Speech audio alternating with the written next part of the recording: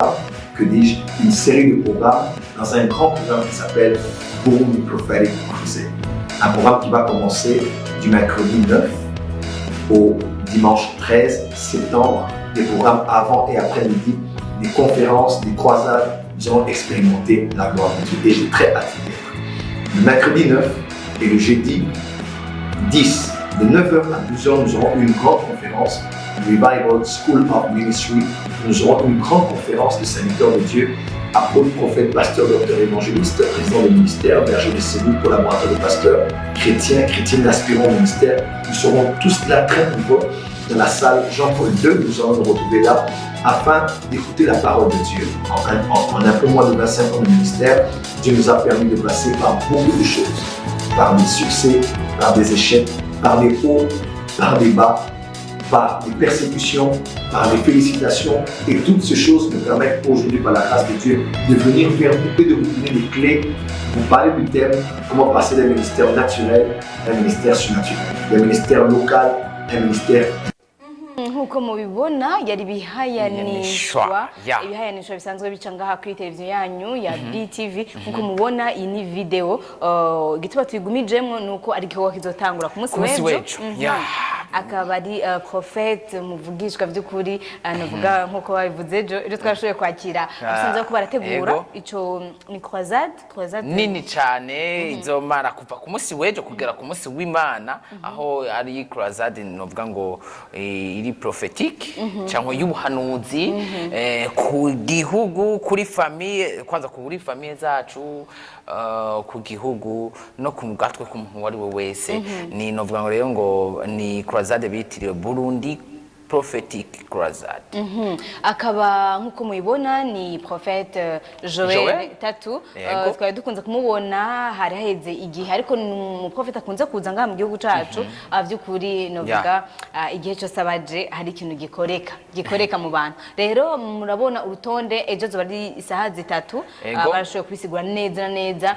Nibaza ko na fiche tuzogerageza nkuko badufashije muri kino, badufashije mu buhinga bw'ivyuma kaza baratwereka bacishamo no mukozi w'Imana. Turiko turabivuga kunyino twashaka juste gutumira abantu bariko baradukurikirana bakunda BTV Burundi, bakunda nivuga butumwa. Murabona ko kuva kuri uyu wa gatatu bariko barabibona kuva igihe cy'isaha 3 hariho izo nyigisho zizoba zitanguye kugera igihe cy'isaha 6 cyangwa saa 6 nkuko benshi bakunda kubivuga. Rero aho umukozi w'Imana zo bari kumwe n'umugenzi we wundi baturuka mu gihugu kibanyi ca Kongo, aho bazoba bishikenga kwanza amatwi adusumira. Birashoboka ko bazoba yashitse arashitse muri kino gihugu. Rero niyo mpamvu utorata wewe umukozi w'Imana, wewe ushaka kumva ko hari ico wokunguka mu buryo bw'impwemu, urahawe ikaze.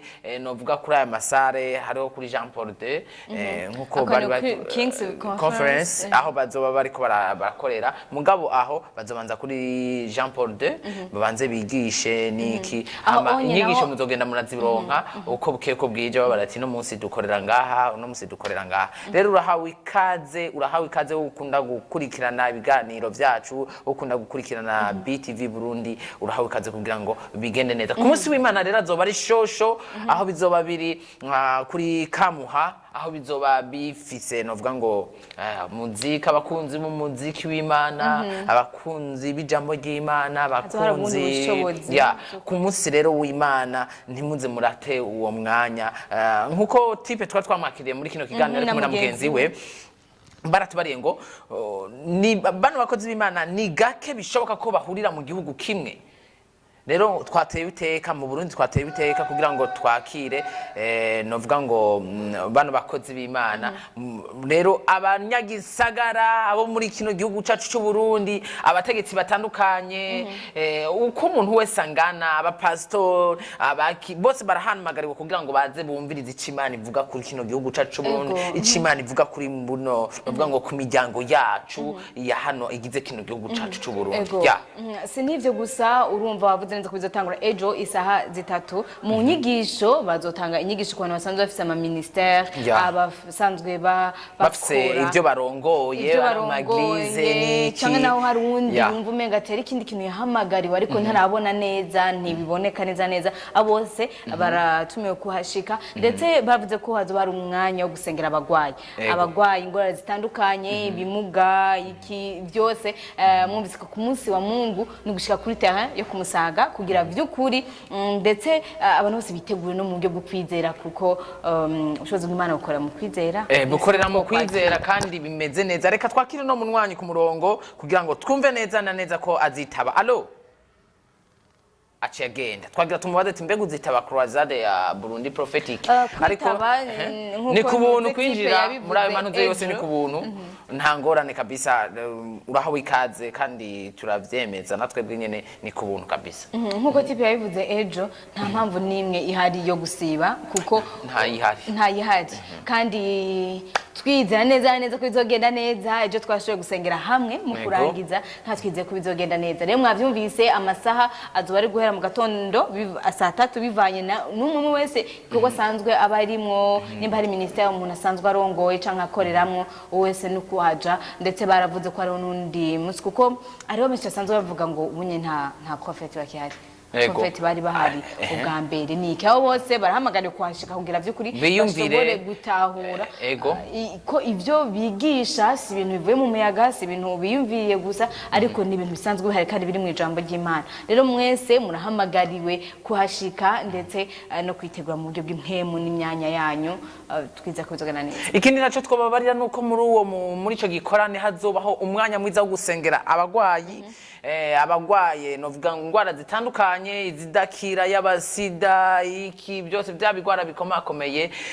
abatumva bazumva batagenda bazogenda abafise ingorane zitandukanye murahawe ikaze kugira ngo muzoze kugira ngo dusengere hamwe na tatu n'umukozi w'Imana azobavuye muri bazoza bazananye n'abandi benshi bazoba bagize kijya gikorane rero ni ku munsi w'Imana no ku munsi wejo tuzobanza ku munsi wejo kwa gatatu kugira ngo tubandanye kuwa kane kuwa gatanu kuwa gatandatu no ku munsi w'Imana kugira ngo bigende neza ikorane kiremeshwe atankomanzi rero dimanche ndabona ngo dinef otrez rero biraboneka ko biteguye bimeze neza tubatumire rero tubifuza bihe byiza ego nkuko yaje kubivuga mu ncamake no gufata ko iyo croisade cyangwa no bwico gikorane kinini kizotangwa ku munsi wejo donc ku itariki 9 gushika itariki 13 haba hasigaye rero ko umuntu amenya ubutone mbega uyu munsi haza kwiga bande canke zogenda gute jewe nogenda umunsi wa ryari kugira vy'ukuri umwe wese ntacikwe n'ivyo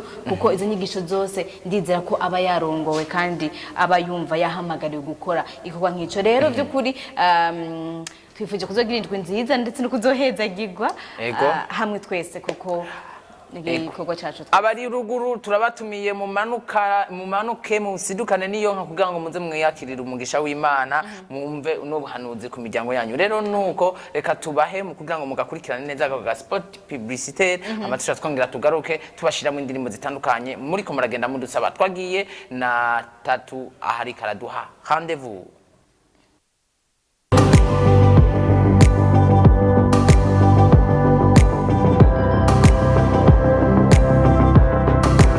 Shalom la famille, que Dieu vous bénisse abondamment. Je suis le prophète Joël Francis Tato.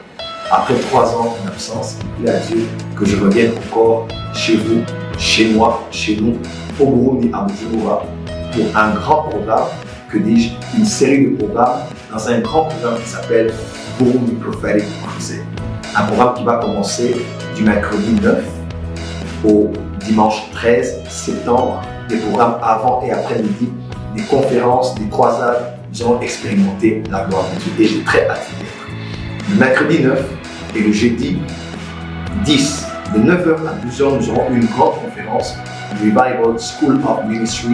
Nous aurons une grande conférence de serviteurs de Dieu, apôtres, prophètes, pasteurs, docteurs, évangélistes, présidents des ministères, bergers de cellules, collaborateurs de pasteurs, chrétiens, chrétiennes aspirants au ministère. Nous serons tous là très nombreux dans la salle Jean-Paul II. Nous allons nous retrouver là afin d'écouter la parole de Dieu. En un peu moins de 25 ans de ministère, Dieu nous a permis de passer par beaucoup de choses, par des succès, par des échecs, par des hauts par des bas, par des persécutions, par des félicitations. Et toutes ces choses nous permettent aujourd'hui, par la grâce de Dieu, de venir vers vous et de vous donner des clés.